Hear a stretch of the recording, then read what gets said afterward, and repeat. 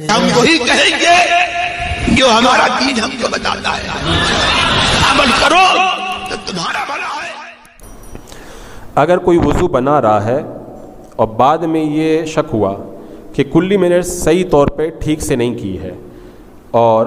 تو اب وہ وضو پھر سے کرے یا کلی کر لے اور پھر بعد میں جہاں تک وضو بنا چکا تھا اس کے آگے سے وضو بنائے۔ اس سلسلے میں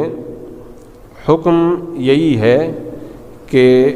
ترتیب سے وضو کرنا سنت ہے، اور اگر کسی کو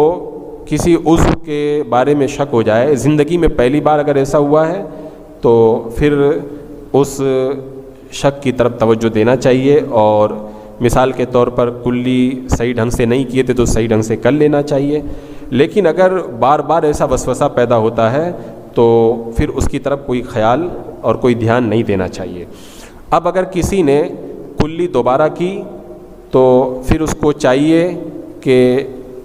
اب اسے اختیار ہے، چاہے تو وہ جہاں تک اعضاء دھل چکا تھا اس کے بعد میں آگے سے وضو بنا سکتا ہے، اور اگر کلی کرنے کے بعد میں وہ